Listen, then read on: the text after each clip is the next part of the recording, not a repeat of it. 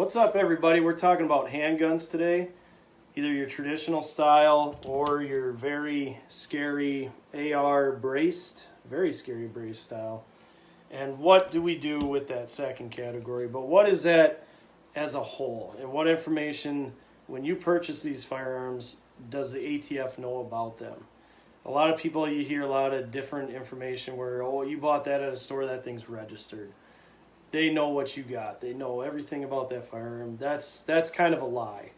Unless the firearms business goes out of business or they get their license revoked or whatever, then the ATF knows what they had, what they sold. But again, how much information do they know about each firearm? So when you normally purchase, you guys will fill out a 4473. The firearm information goes on top, your information in the middle, questionnaire, and then it tells them what category this is being transferred under. So this information stays with me. Okay, so I got safes full of these things. Okay, I don't send these off. This information stays with your FFL. So if they stay in business, they're going to keep this information, and they have to keep it indefinitely. We used to keep it for 30 years, and then you could throw them or destroy them. Now they made a change that we have to keep these indefinitely, along with our A&D books where it says, I sent this out to Jimmy. This firearm went to Jimmy today. So that's an A&D book. It's how they trace firearms. But anyway, when you do a transfer, you fill this out, then you'll see your dealer get on the computer or whatever, or he's on the phone and he's sending information to get a background check on you. So what do we say in that background check? What kind of information do we actually send out of this shop? The only information I send off is your personal information, basically what's on your license, your social security if you put that in there. And then I tell them what category you are in here. So I tell them whether you're purchasing or transferring a handgun, long gun, or an other. So an other could be a stripped lower. It could be a frame, just the frame here. It could be just the fire control unit, SIG cells. So they don't know. So, if I send off that they're here purchasing a handgun, okay, that's the only thing I send out along with your personal information. I don't send an address or nothing like that. I just, just to do the background check. But they want to know, what are you doing here? Okay, so if I say you're purchasing a handgun, they don't know whether you're purchasing this handgun or this handgun or a .22 revolver. They have no idea what you're actually purchasing. I'm telling them you're purchasing a handgun, but they don't know what kind, what caliber, what the serial. They don't know any of that. So we don't send that information off. And a lot of people think we do, but we don't. Now, again, that could be swallowed up after a FFL goes out of business. But again, they're supposed to destroy that after so long, but they're not following their parameters that they're supposed to be working in. And we've heard that through the congressional hearings this week. So what do you do now that okay, well, they don't know what kind of handgun I bought. They definitely don't know whether you got a brace on it. Even if they swallowed up this 4473 from me going out of business, this doesn't say braced weapon on it. Okay, so they don't know whether it's got a brace or not. So you guys don't have to be afraid that they know you have it, and if you don't register it by May 31st, they're going to come knocking on your door. They don't know you have it. Okay, they don't know you have a brace. All right, so I think you guys need to understand that they don't know as much as you think they do. Some people know that, but again, so what do we do in the meantime? Because there's a lot of back and forth. These things are in the courts. There's congressional hearings, and some people want that $200 tax savings. Others don't want the government to know anything about their firearms. So what do we do? The options are you put a 16-inch barrel on this thing. Boy, that's going to look great. Another option is I can just, take this thing off.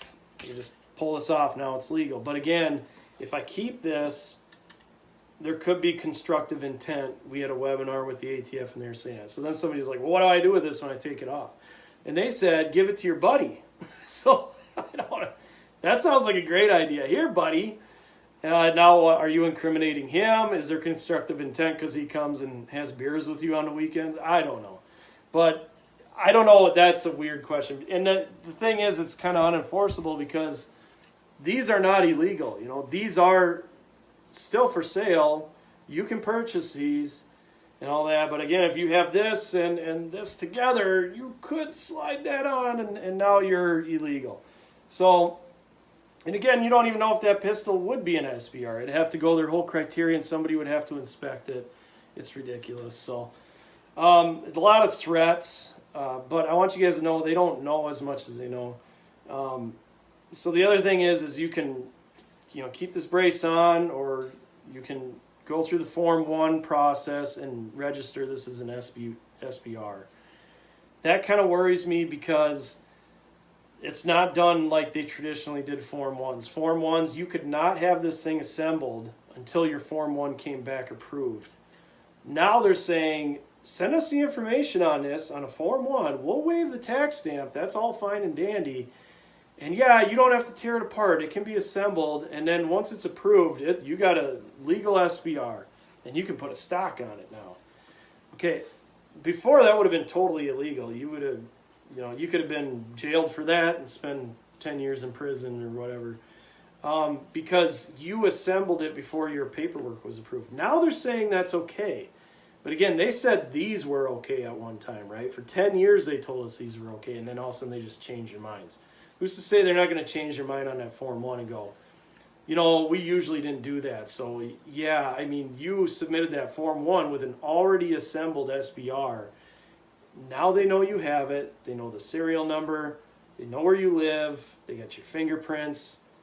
They can come right to your door with a warrant. So I'm not saying they're going to do that, but we didn't think they were going to do this either. So I don't trust anything they say is exempt for now and all this. The other thing is I heard they don't issue you a tax stamp. So when you get that Form 1 back, it does not have a tax stamp on it. It has like some kind of statement across it. So I don't trust that even as a legal Form 1 because there's no stamp because you didn't pay the tax. So they're not issuing you a stamp. And who's to say maybe they won't come back for that tax someday? I don't know. So again, do it at your own risk, but I'm kind of leery of that. This is a bad deal for people like in my area where we live right between Wisconsin and Minnesota. We're in Wisconsin, but we're right on the border. I got family over in Minnesota I shoot with. So if I want to take an SBR across that state line, I got to get approval. I got to fill out a 5320 and get approval. Tell them when I'm going to be there, how long I'm going to be there, when I'm going to be back. And I got to have that approval before I can leave. Now, people in our area like these braced guns because this is a handgun and I can cross state lines with a handgun as long as it's legal in the other states. So these, you can legally do that. You can cross state lines. So, for people in our area, it's a bad deal because if this also becomes an SBR, you can't just hop over and shoot with your buddy over there or do training classes. And I've gone to Minnesota and done training classes. If I had SBR, I would have to get approval before I could do that. So it's a real pain in the butt. So, think about what you're doing. Other states, they don't allow any NFA items. So they allow maybe an AR pistol, but then the moment you turn this in, you go to try to put in a Form 1 for an SBR, your state doesn't allow that. So you can't even register this thing legally. So if it's not a handgun anymore, you're either going to have to turn it into a rifle if they even allow that too. So there are some states that you're not even going to get away with even being able to, that's not even an option to register it. So it's really bad for some people around the nation, not so bad for others. But again, you're kind of incriminating yourself with that Form 1, I feel, but maybe not. I mean, it's hard to say what they'll do because, again, they said these were legal, and now they're saying the Form 1 is legal that way. But so you guys take your own risk. I'm not giving legal advice. I'm just stating the facts here. So, be careful with what you do. Make your best option. If, again, we got congressmen saying Congressman Clyde was saying under no circumstances should you register your legally possessed pistol. So he's talking about the braced weapons. He is recommending don't ever register that thing. And that's from a congressman. And he's an FFL holder also. So he has a gun shop. And he's been attacked by the ATF. Read about his story, Representative Clyde. And you'll hear how bad they were to him too. So again, guys, be careful what you do. You know, stand strong. Contact your representatives. Tell them how upset you are about this. Fund, you know, groups like Gun Owners of America, FRAC, FPC, and follow them too to get updates. Washington Gun Lawyer on YouTube is a really good one. He's got really good up-to-date videos. So keep an eye out for the updates. I would hold out on this stuff because you look at the, you know, the bump stock, and now that's legal after it went through the courts. So if you got to sit here with these separated until that time, you know, that's probably what I would do. But again, it's up to you guys. So good luck with everything. And we'll just see how this plays out. So have a good one.